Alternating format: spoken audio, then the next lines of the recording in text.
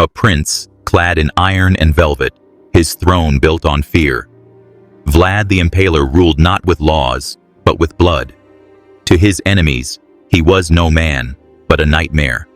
Impalements, pyres, massacres. His name was immortalized in terror. But behind the myth lies a betrayed boy, shaped by captivity.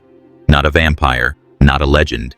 Something far more dangerous, a man with a purpose, and not a shred of mercy. He was born between 1428 and 1431, in the shadow of a throne and under the sword of fate. Vlad, son of Vlad Dracul, was no ordinary child. He was a scion of the Draculeshti, a dynasty locked in a bloody feud with their rivals, the Dinesht. His childhood was no fairy tale. It was preparation for war. In 1442, everything changed. Vlad Dracul was forced by the Ottomans to surrender his sons as hostages. Vlad was just 11, his younger brother Radu not even 10. They were taken to Edirne, the heart of the Ottoman Empire. There, the transformation began. No court, no freedom, only chains of silk and threat. In the palaces of their enemies, they learned the language of their captors, fought with Turkish weapons, dined at hostile tables. It was a subtle kind of prison, not of walls, but of manipulation. Vlad watched, listened, learned. His hatred sharpened into a weapon. Radu became the darling of the court, gentle, charming. Vlad grew cold, calculating. His days in Edirne would shape him into the ruler who would later carve his name into fear. When he was eventually released, he was no longer a prince. He was a survivor, forged in exile, baptized in humiliation. And he returned to Wallachia with one goal: vengeance on his betrayers, and the founding of a reign where treason would never go unpunished. He had once been a child in chains, but chains break. And Vlad broke with them. In 1448, after years of exile and captivity, Vlad seized his chance. With the help of the Ottomans, he returned to Wallachia. His goal, the throne. But what he found wasn't a kingdom. It was a nest of vipers. His rival, Vladislav II of the opposing Dinesht family, was away on campaign. Vlad struck. Within days, he was declared voivode of Wallachia. He was only 17. But his reign was fragile, built on sand. The boyars distrusted him. The peasants did not fear him. And Vladislav returned, furious, armed, and bent on revenge. Vlad was driven out. His first rule lasted barely 2 months. Yet it was enough to leave scars on his enemies and on his own soul. He had tasted power, seen how weak the throne truly was, and he had learned, if you want to rule, you must sow fear deeper than any sword can cut. He fled, wandered, but his eyes never left Wallachia. He would return, not as a prince with a claim, but as a ruler with a message, and that message would be written in blood. In 1456, Vlad returned, not as an exile, but as an executioner. The throne of Wallachia was once again within reach, and this time, he would hold it with iron fists. With the support of Hungarian allies and his own strategy, he defeated Vladislav II in direct combat. Some sources say Vlad killed his rival personally in a duel. From that moment, he was no longer a prince, but a ruler. And not just any ruler. A man who would govern through fear, fire, and strict order. His first act, vengeance. The boyars who had betrayed him before, he invited them to a grand banquet. As the wine flowed, his soldiers struck. The elders were impaled. The younger, stronger ones were forced to march into the harsh wilderness of Poenari to build him a fortress. Few survived. This was Vlad's message: loyalty or death. What followed was a regime of iron discipline. Thieves, beheaded. Liars, hanged. Traitors, spikes and fire. Under Vlad, Wallachia knew no mercy. But it worked. The roads became safe, taxes more just, order restored. Under his reign of terror, the land flourished, not through love, but through fear. His enemies whispered his name, his subjects bowed their heads. And Vlad? He ruled, not as a man, but as a god of vengeance. They came as merchants, but became enemies. The Saxons of Transylvania, German settlers with gold in their pockets and loyalty to the Hungarian crown, soon fell out of favor with Vlad. What began as a conflict over tolls and taxes ended in blood. Vlad demanded that the Saxon cities follow his laws. They refused. They minted their own currency, obeyed their own rules. To Vlad, this wasn't economics. It was rebellion, and rebellion deserved punishment. In 1459, he marched into the city of Brasov, not with diplomats, but with fire. Houses were burned to the ground. Merchants were impaled. Those who resisted were executed, some by spike, others by sword, or boiled alive. Vlad wasn't limited to battlefield tactics. He was a master of terror. A notorious example?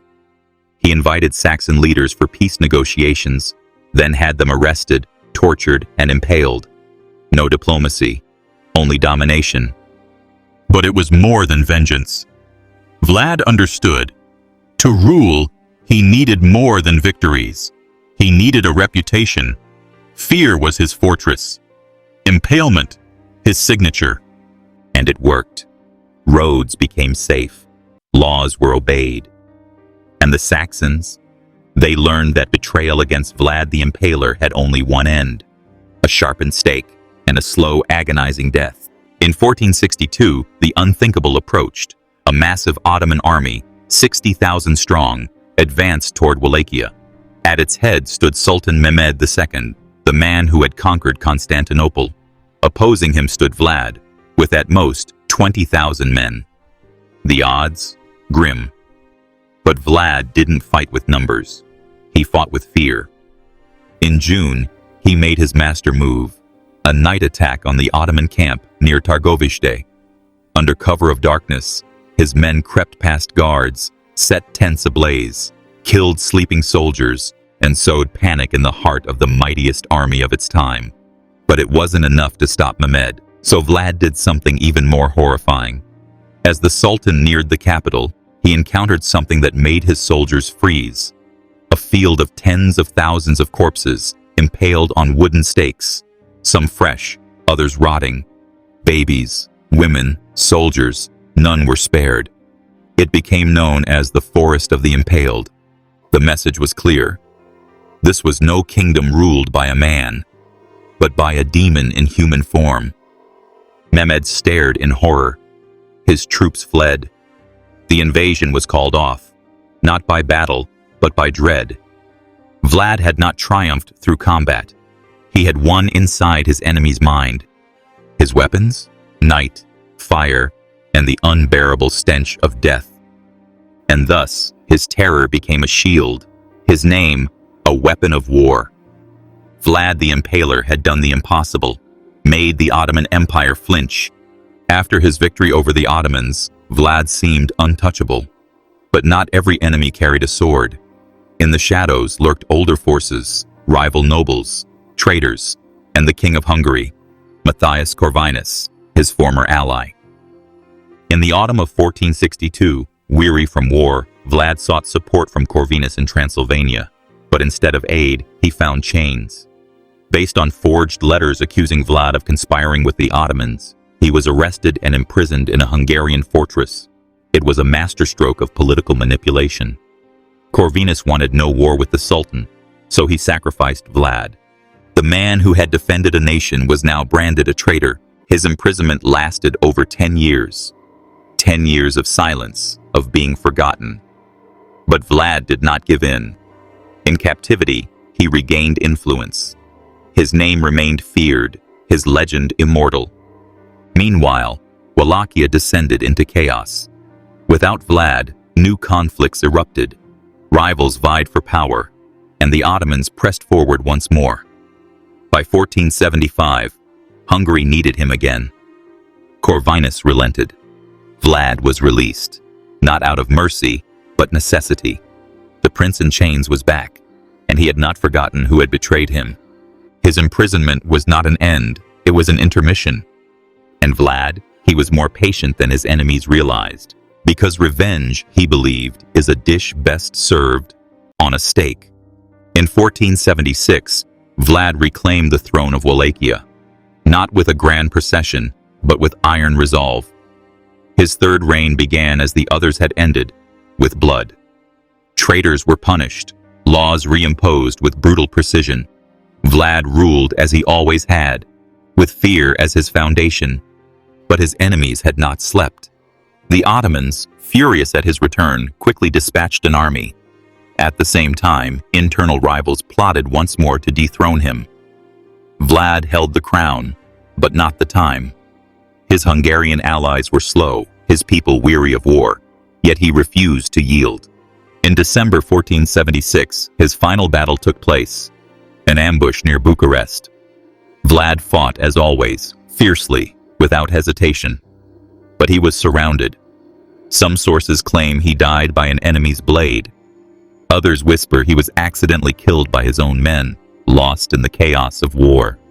His head was severed, embalmed, and sent to the Sultan in Constantinople as a trophy. His body was never conclusively found, and so ended Vlad the Impaler.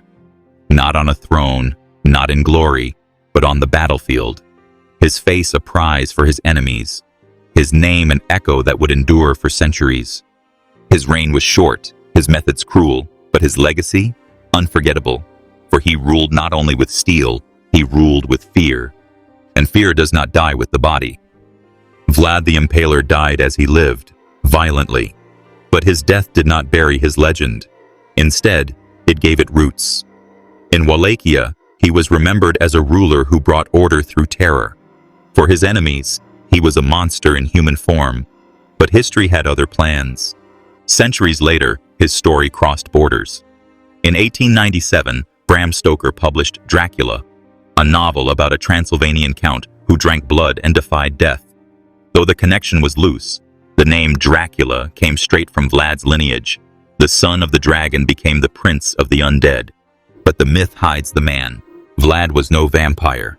He drank no blood. What he wielded was fear, calculated, ruthless fear. His impaled enemies were not horror fiction, but real bodies, stacked by the thousands. His wars were not romantic tales, but brutal campaigns soaked in fire and flesh. And yet, even today, his image straddles the line between hero and horror. In Romania, he is a national icon, a defender against foreign invaders, a prince who dared to confront the Ottomans. His portrait hangs in museums. His name adorns streets. Some call him a patriot, others call him the devil. What remains is the paradox. Vlad the Impaler ruled with cruelty, yet left a mark that outlived kingdoms. His reign was short, his throne often stolen, but his legend was eternal.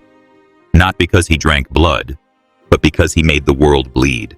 And in that shadow of iron and myth, his legacy lives on, half history, half nightmare. A man turned into a monster, and then into something far worse.